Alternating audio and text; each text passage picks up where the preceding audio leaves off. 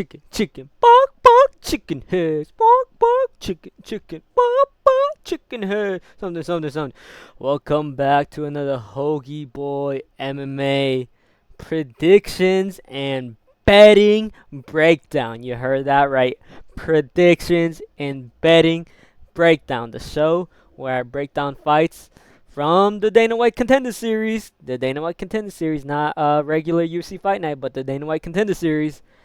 And give my predictions and actual, thoughts and analysis on the fights because I actually watched some tape for these fights. All right, the only reason I did do that was because it's not that many fights. It's only like 5 fights. And usually these are actually pretty fun and kind of impossible to predict, but not on my watch. I'm going to have 100% prediction rate and how it's going to be done. That's how it's going to be done. KO all across the board, something like that. But yeah, dude, this is going to be a new series where I break down the Contender Series. This is going to be week 1. It's going to be on Tuesday, August 11th. The main event's going to be Wint versus Adams. I'll put my thoughts on that fight. It's really one-sided, but if you couldn't tell, but yeah, let's start it off with John Koolman. Koolman.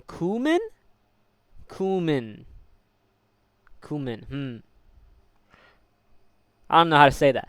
Versus Joe Cropshot, the land animal. I'm just calling it AK-47 versus the land animal.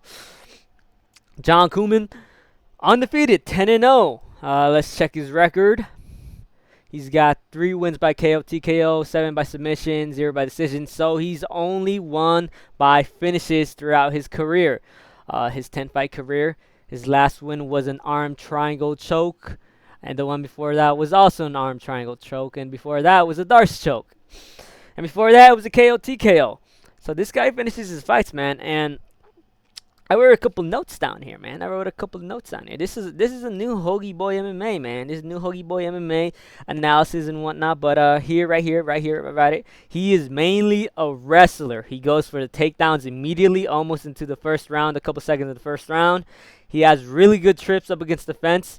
He really prioritizes position over submission. He's got really good arm triangles, as you can see. He's got pretty good power in his overhand right. He does love to throw that. He is a wrestler. He is a main wrestler fighter. He's kind of like I wouldn't say Khabib style, but just that American wrestler with a nice overhand right, and then goes for the takedown.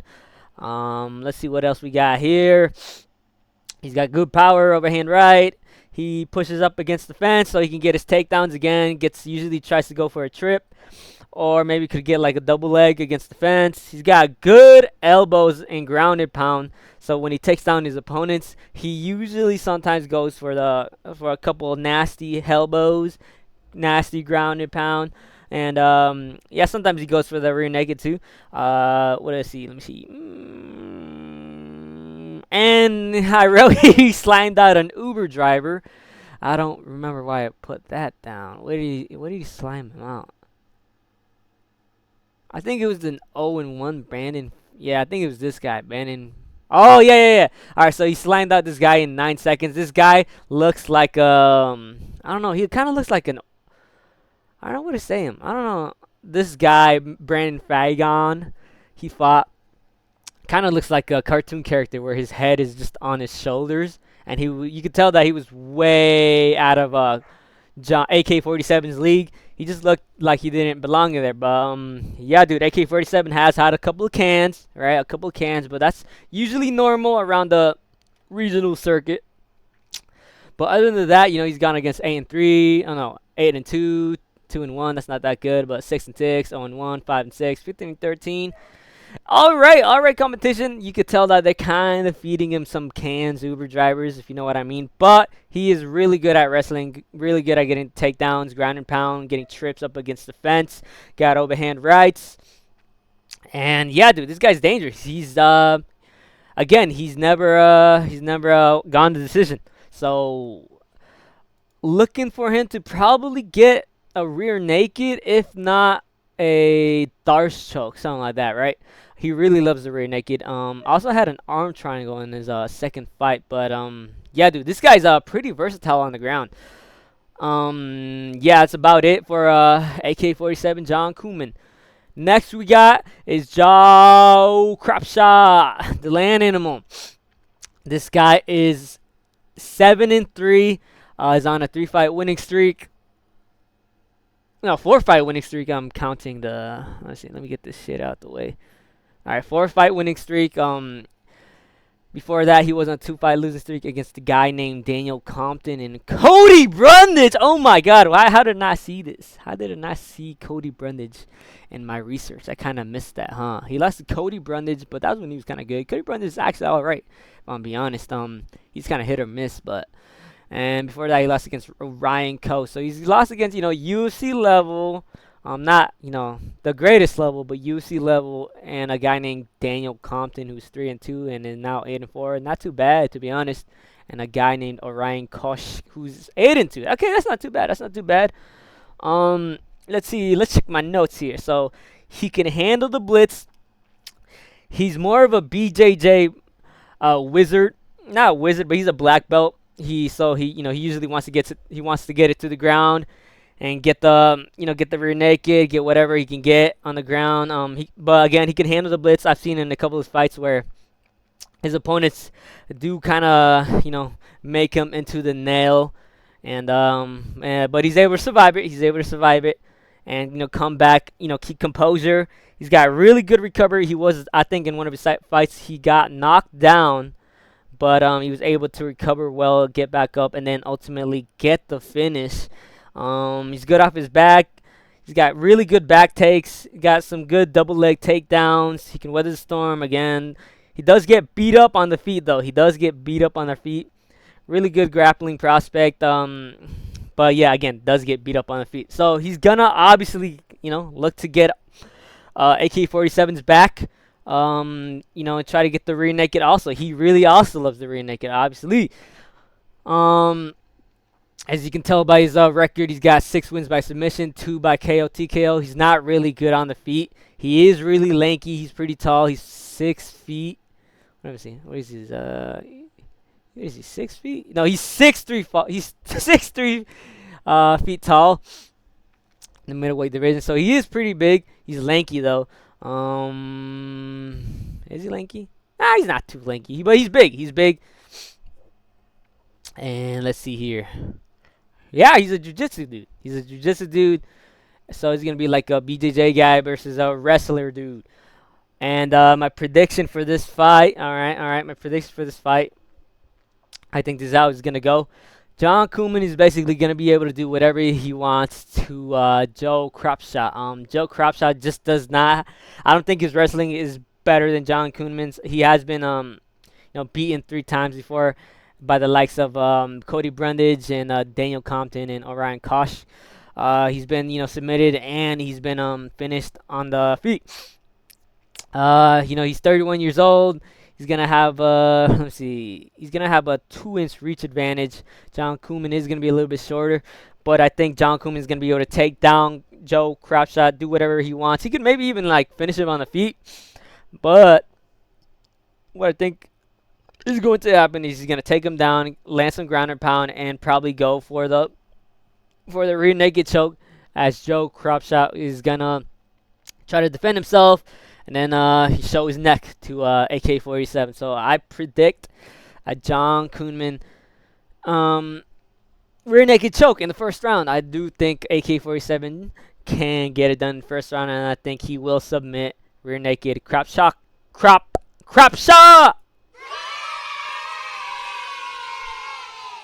I'll talk about the odds later.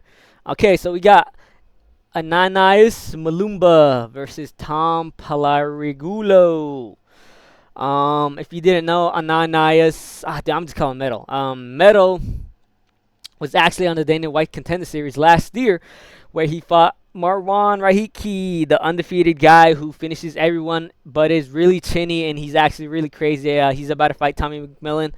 A couple fights did get dropped recently. I might cover that. I don't know, but yeah, he He got finished by knee, elbows, and uppercut by Marwan Rahiki. But in that fight, people forget, man. People forget he was landing some good shots on Marwan Rahiki.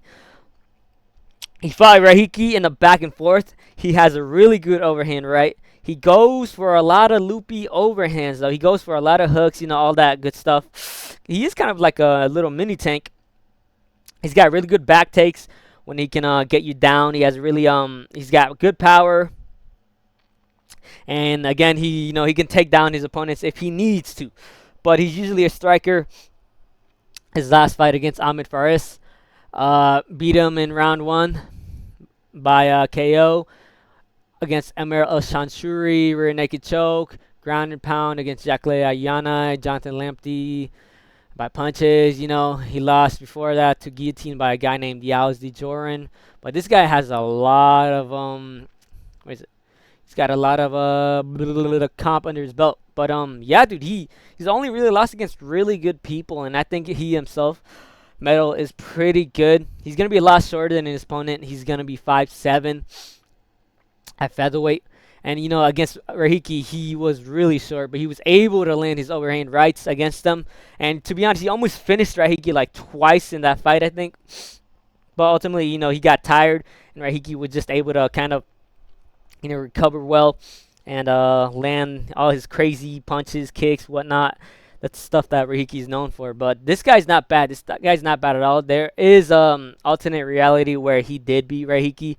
I think Rahiki's good, but his chin is up in the air all the time, and I feel like he will be finished by Tommy McMillan. No surprise there. But yeah, dude, Metal did good for himself. He did good for himself in that fight. 5 wins by submission, 5 wins by KO TKO. So he's really versatile. He's never been to decision also, so that's pretty good. Oh no, he's been to decision once, but by loss. But in terms of wins, he's never been in a decision. Right, so he's a good striker. He's a good striker. He got good overhand rights. He's a pretty good wrestler too. Now, Tom Pagilarulo, the Phenom, 10-2. Again, he's going to be way taller. I'm pretty sure he's 6 feet tall for featherweight. That's pretty big. That's pretty big. This guy's lanky. This guy's lanky for sure.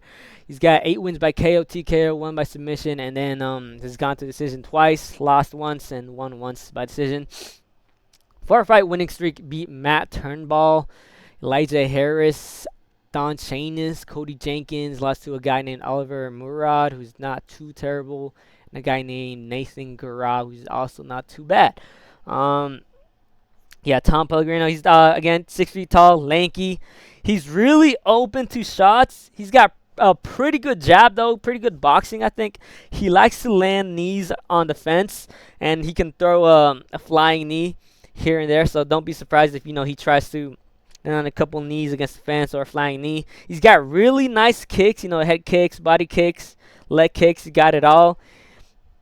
He has a sharp straight down the pipe, and he likes to switch stances, Corey Sandhagen style. Not as much as Corey Sandhagen, but he does switch stances. From what I remember, but he's really good. He's really good. Got really good striking. The only thing is I don't like that he he has his hands down a lot of the time, dude. He's gonna be on the and his fights against shorter opponents. I've seen that he goes on their level. He kind of like slouches down to their eye level and then strikes with them, which is not good. And again, he does have his hands down a lot of the time, but he has really good boxing. He's got really good kicks, and yeah, dude, it's probably be, I think not shoot, I can't say his name. Metal. I think Metal's gonna be able to probably take Tom Pellegrino out on the ground, probably take him down, maybe, right? Because he doesn't want to have another Rahiki type fight. Maybe he wants to get the dub this time. But honestly, he probably could finish this Tom Pagilarulo anywhere, right? It's a pretty close betting odds, -160 for Anonymous Malumbo. But Malumbo is he's just way stronger. I think he's gonna be way stronger. I think he's gonna be way quicker too. Tom Pagilarulo doesn't really have power. I think he doesn't really have power shots, right, that will put out a guy. He usually just kind of lands punches and bunches, I think. But Anas Malumbo does have the power. Remember, he almost knocked out. Right Marwan Rahiki, and he has finished a lot of his fights in the first or second round, dude. So he's dangerous on the feet. Again, he could get the takedown, but I think he's gonna knock out Tom Pagliarello, the Phenom. And I'm gonna say in the first round, I think he's gonna catch him, the Phenom, with his hands down, and he's just gonna get knocked out stiff. He has been knocked out before against Nathan. Not Nathan. Oh, he's never been knocked out. Okay, I'm confusing him for someone else, but he has been finished. And I think, regardless, there is going to be a finish in the first round, I think. And I think it's going to be Anais Malumbo. So I got Anais Malumbo. I got Anais Malumbo by KO in the first round. All right. We got Bilal Hassan, the Endo Ninja, versus Murdo Saika. 8-0 versus 9-1. Bilal, as you can see, he's a minus 2,000 favorite. And Saika is a plus 700. Both relatively young. Bilal, 25 years old. Murdo, 29 years old. It's going to be a flyweight fight. Both 5'7". Saika is going to have the shorter reach advantage by like 2 inches, 3 inches. But, yeah, Bilal Hassan, this guy is sick as boo. Alright, he's young. Let me see my notes here. He's a young, flashy striker. He's got nice teeps to the body. He's got good trips, so he can take down his opponents. He's got high kicks for days, nasty body shots, dude, against the fence. He, picks and chooses. And, a lot of his fights, he, gets his opponent hurt against the fence, and then he just kind of looks for some nice open shots to the body, to the head. He doesn't what's that word? I forgot the word. He doesn't discriminate, right, to the body or the head. He lands them anywhere he can. He's very mature, dude. He's very mature for his age. He doesn't go straight for the, he doesn't go wild when he sees his opponent hurt. Like I said, again, he goes for body shots. He goes for head kicks. He goes for head shots. He doesn't just stay on the head, right? He goes everywhere. So he's pretty good. He's pretty tactical. He's got spinny shit. He's got spinny. He's got slick back takes. In the scramble, and he, again, he can get takedowns if he wants, right? He has been taken down. He has been taken down before. And I think maybe a really good grappler can get it done against Bilal. But Bilal, there's no way Bilal Hassan is gonna lose this fight. All right, 100%. He is not losing this fight against Murdo Saika. Okay, Murdo Saika now. Where to start with this guy? Let's start with his record first. His last fight was against a 3-1 opponent who is now 3-2. Before that, he lost to an actual good guy, a good opponent in Aguilali from China, who is now 13-2. He got knocked out in the first 37 seconds. He was in the road to UFC, and he got finished there pretty badly. Ancho Jabli, dude. The legend.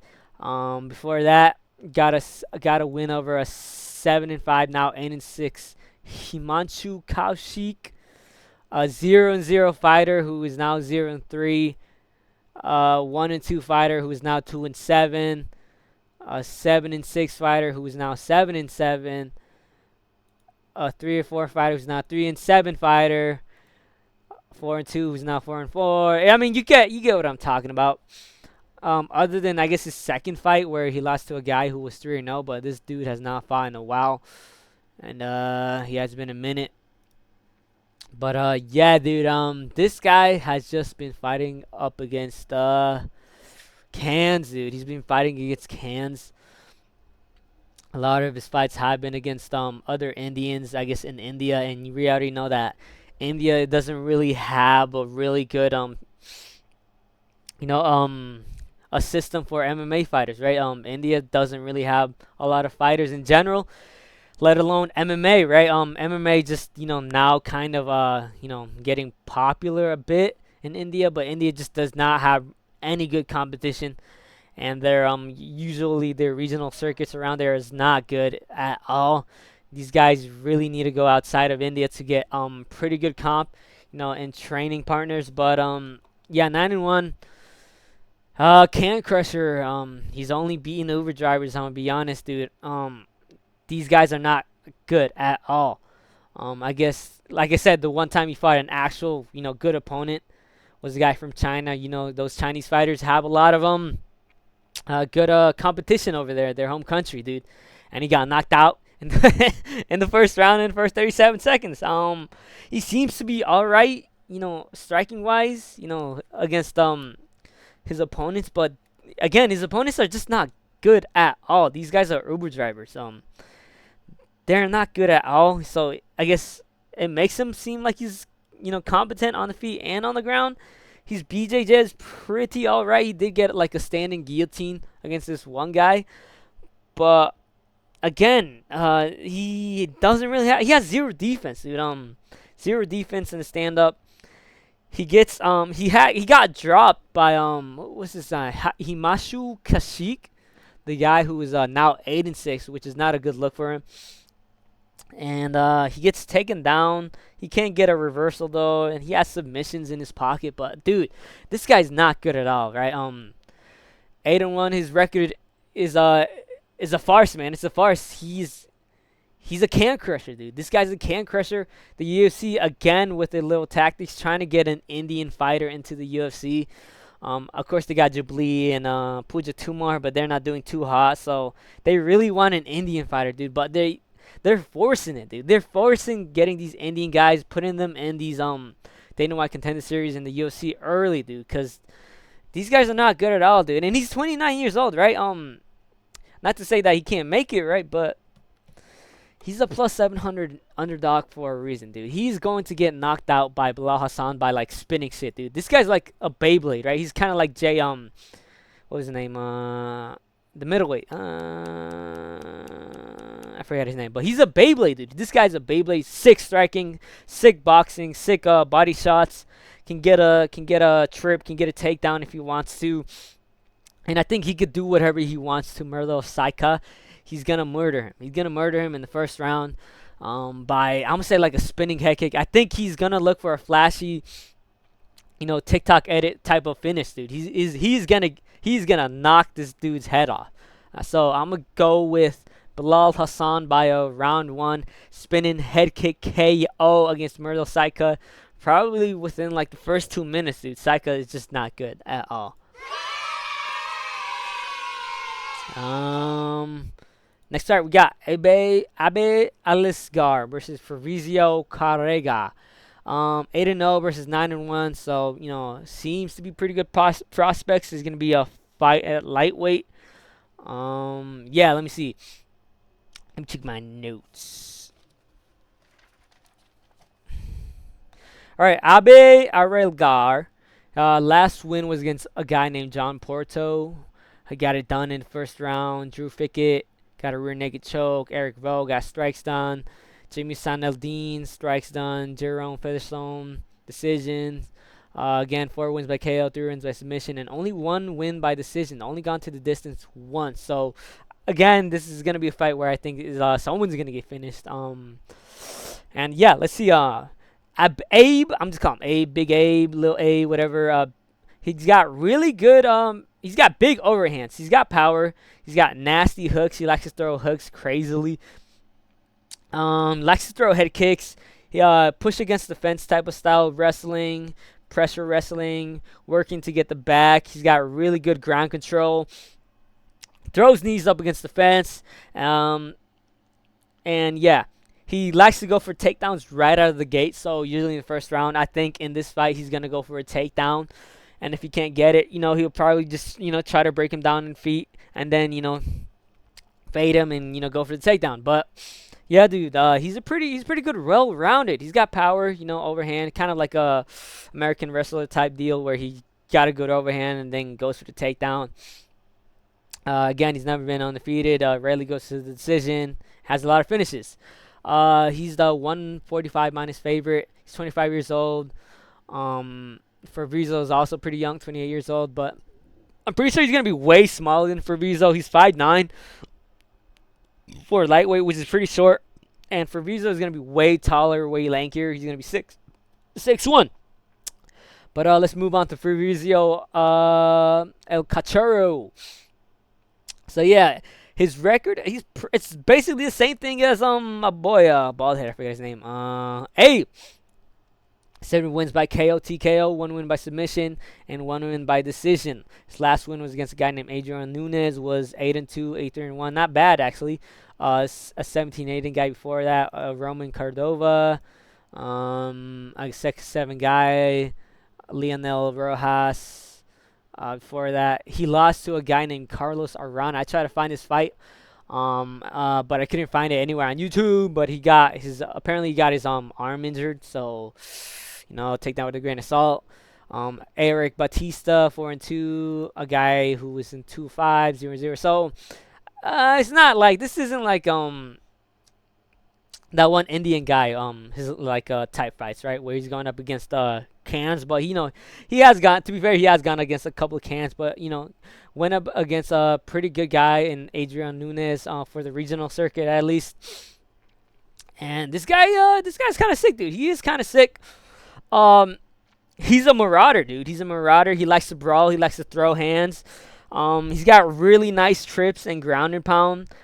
He does not have much power, though. I feel like he's kind of a Nick Diaz type fighter, where he just throws punches in bunches. He has fought in karate combat before. Seems to have all right takedown defense, but again, he's kind of gone against cans. He's got really good ground and pound. That's where most of his fights kind of end. He's got finishes. Again, most of his finishes are by punches and bunches, and he's got pretty good club and sub against his opponents. But yeah, dude, this guy's pretty good. I think he's gonna look to keep it standing and try to Nick Diaz, this guy Abe. But I don't know, man. I don't know. Abe, let's see his comp. I think Abe's comp is a bit better than Fabrizio, but Fabrizio is gonna be way taller. I feel like Fabrizio does tend to have his hands down, so he could get caught by an overhand right. But I don't. From what I saw, he's never been hurt too badly. And again, he's gonna be way taller, so I'm gonna look for him to try to get his jab going, or maybe he might just go crazy in the first round and get 10. But I think this is a pretty close fight. I ain't gonna lie, I do feel like Abe might get it done by decision, or he could finish it, but neither of these guys have been finished. Abe again has got better competition, but he's really short. Doesn't show the reach of El Cachorro, but I'm guessing he's gonna be way taller. This one's hard. Will El Cachorro be able to defend Abe's takedowns? I think he's gonna be a grappler versus striker kind of thing. Abe will be looking to get it taken on the ground, but who knows? Maybe Fabrizio could reverse him and maybe go get the back. But if anything, Abe by submission or decision by out grappling Fabrizio, or Fabrizio just what is it? What's that word? Just pushes Abe against the fence and takes him out with punches and bunches, dude. Nate Diaz style. But I don't know, dude. This is hard. I'm gonna be honest. But I think we'll go with the underdog in Fabrizio El Cachorro. I think he'll be able to defend the takedowns. He's gonna be way taller. I think the lankiness is gonna be able to help him out there, and I think he's gonna be able to at least defend himself enough to where I do think he will take some overhand rights, but I think he'll be able to handle them. And yeah, punches and bunches. I think probably a third round finish for Fabrizio, or a second round finish by strikes on the ground. He could win by decision. I feel like if any of the fights on this card is going to go to decision, I think probably this one. But I'm gonna go El Cachorro by strikes on the ground in the second, not on the ground. I'm gonna just say up against the cage in the third round. Okay, the main event of the evening. Where do I start with this one? Matt Adams. I'm pretty sure he took this on short notice. Yeah, he's a blob. He's really short. He's 5'10".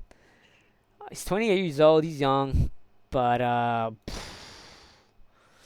be honest, man. I couldn't really find any tape on this dude other than when he got beaten by the heavyweight Islam Makhachev, who is actually really good. I got no idea why he's not fighting on the Dana White Contender Series, but yeah, dude, they should have just gotten this guy. This guy looks sick, but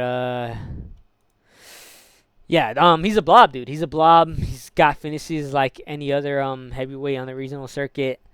A guy. His recent fight was against the guy who was now 1-8, dude. 1-8, really? Look at this dude. 1-8, got a finish over him. Before that, got a win over. Oh wait, no, that's the same guy. Before that, he lost to a guy. Oh yeah, he lost to the heavyweight. Was it Islam Makhachev? You know, that guy's actually really good. Before that, beat a 3-2 Ben Wunder by ground and pound. Before that, be a 1-1 guy, dude. Like 1-4 now. Like, dude, look at this guy's. Look at the guys he's been going up against, dude. This is prime blob shit right here, dude. He's going to get finished badly. He is a plus 450 underdog. I thought he'd be way more, like plus 1,000. But yeah, he's going up against a fucking tank, dude. Look at this, dude. Look at the difference between fucking Matt Adams and Anthony Witt, dude. Yeah, dude. Anthony Witt gonna be a bit older. He's gonna be 6 feet tall. He's gonna be way bigger than Matt Adams. And yeah, dude, look at this dude. He's fucking jacked, juiced to the gills, peeled out of his tree. Beat a guy named Jamil Tatum, who was 6-3. This guy's an absolute giant. Beat Miles Banks, who's 5-3. You know, already better than Matt Adams. 2-3. And then a guy who was 0-10. This actually looks bad. Whoa, record integrity notice, huh? Pretty fishy. But yeah, no. Before that, beat a guy named Luis Alfonso Garcia. You know, he's only had six fights in his pro career, 3 fights in his amateur. But yeah, he's only been in decision once against a guy named Omar Esala, who's not good at all. So that's kind of worrying. But yeah, dude, this guy's pretty cool. He's not pretty cool. He's pretty good. He's pretty good. Explosive hooks. He's got explosive takedowns. He's got a really quick level change into a double leg takedown. I saw that in one of his fights. It was pretty quick, dude. Nasty ground and pound. He was also, man, people forget, man. He was also a former, I think, linebacker at FIU. So he's got explosive, fast twitch muscle. Yeah, it kind of reminds me of Alonzo Menifield in a way, like the way he throws punches, you know, just wildly hooks, or an early version of Alonzo Menifield. But yeah, dude, nothing really to say here. This guy is a monster. At least compared to Matt Adams, he is going to get Matt Adams out of there in the first round. By anything he wants. Ground and pound, take him down, then ground and pound. He could maybe go for the submission. But yeah, dude, he's gonna get this dude out of there quick. Yeah, dude, one-sided. Matchmakers should be sent to prison. But yeah, he's also from Killcliff. This guy's been some teams that I have no clue. So, you know, Killcliff is not a bad you know, he trains with the legendary GM3, man. People forget, man. But yeah, Anthony went by round 1 KO. But yeah, dude, Dana White's Contender Series, I've been looking forward to this. More MMA is not bad at all. And I do think, you know, it's gonna be a fun night of fights. I think all the fights are gonna end by finish. Maybe the only decision might be the second one, but yeah, dude. Let's look at the fight odds. So Joe Crushshot versus John Koonman. Plus 300, cross shot, minus 450. I think the play here would be John Kunman by, dude, I can't say his name. AK-47 by ground and pound. Again, he could get the submission. Could get a submission win.